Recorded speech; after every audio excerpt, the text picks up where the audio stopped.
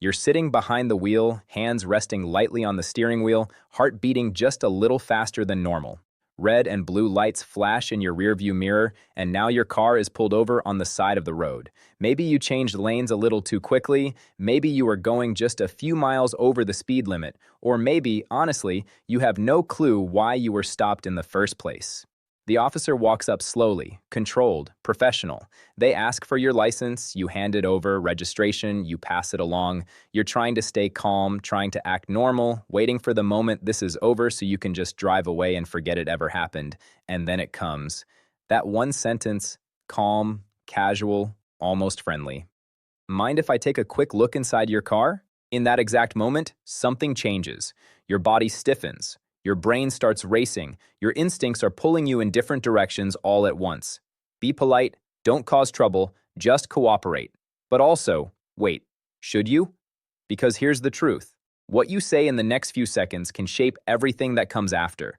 It can protect you, or it can open a door you cannot close. And most people don't even realize which one they're choosing.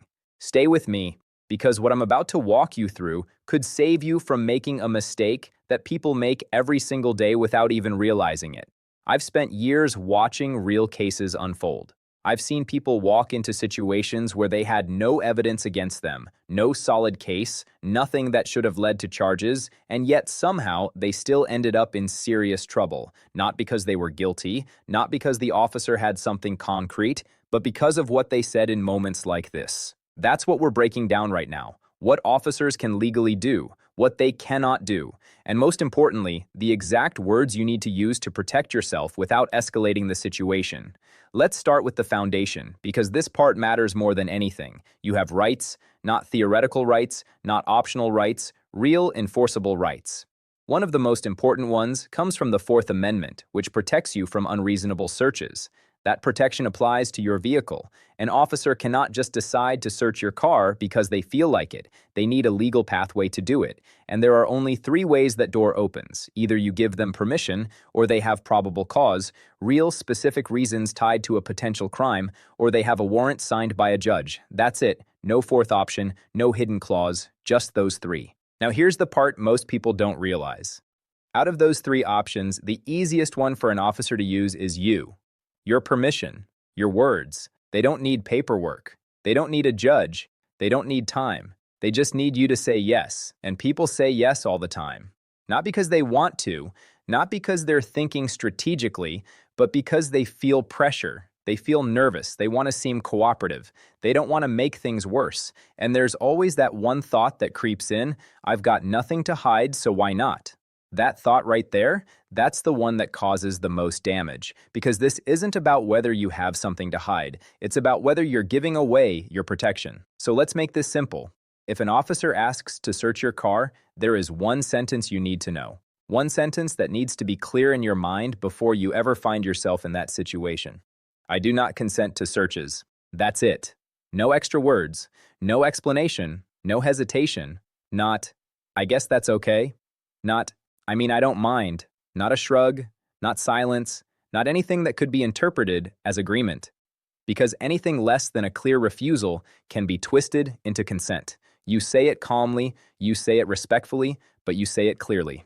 And here's where it gets real, because it doesn't end there. The officer is not going to just smile and walk away. They are trained to push. They are trained to test your response. And if you're not prepared for that, that's where people break. Let me walk you through what actually happens next. The first thing you'll hear is something like, it'll just take a minute. I just need a quick look. It sounds harmless. It sounds small. But that word quick is doing all the heavy lifting, because there's no such thing as a quick search. Once you agree, you've handed over control. They can go through your belongings, open compartments, move things around, things you didn't even think about. So your response stays the same, calm, steady. I understand, but I do not consent to searches. No arguing, no explaining. Just repeat it. Then comes the guilt angle. If you don't have anything to hide, why not let me look? That question has tripped up more people than you can imagine.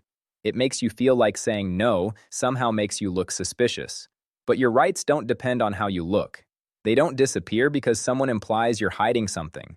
You don't owe an explanation for protecting your privacy.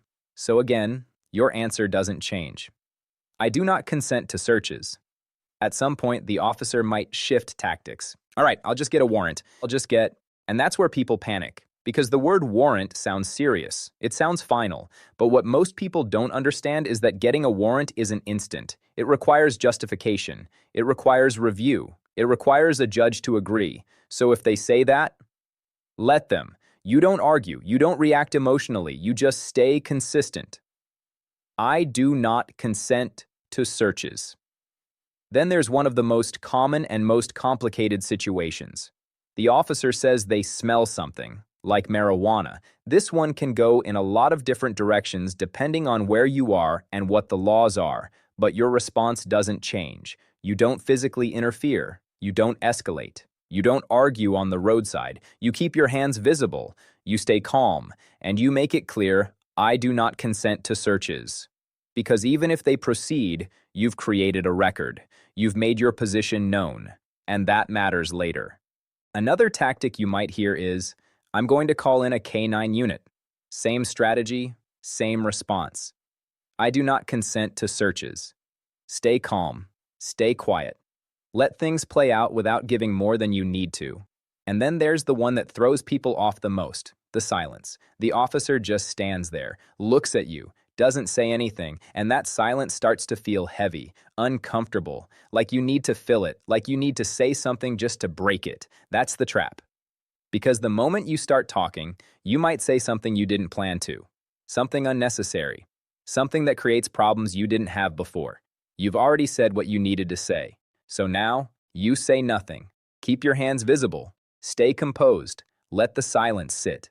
Now let's talk about where people go wrong, because this is where the real damage happens. The first mistake is agreeing just to avoid tension, wanting to be cooperative, wanting to keep things smooth. It feels like the easier option in the moment, but once you say yes, that decision is locked in. The second mistake is trying to debate the situation right there on the roadside. Arguing about legality, trying to prove a point. That's not the place for it. That conversation happens later, in the right setting, with the right representation. And the third mistake, the one that shows up every single time, is talking too much. When people get nervous, they fill the space with words. They explain. They justify. They overshare. And every word becomes something that can be used against them.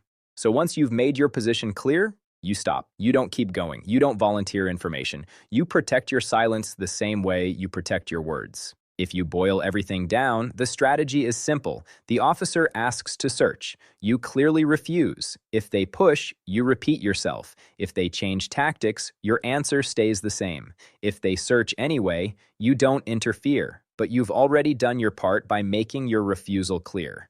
And if they start asking questions beyond what's necessary, you can invoke your right to remain silent. You don't need to be aggressive. You don't need to be disrespectful. You just need to be clear and consistent. Because in moments like this, clarity is what protects you. Not emotion, not explanation, not trying to read the situation, just clarity. And here's the thing most people don't realize. This isn't about winning an argument on the side of the road. It's about protecting yourself for what might come next. It's about making sure you didn't accidentally give something away that you can't get back later.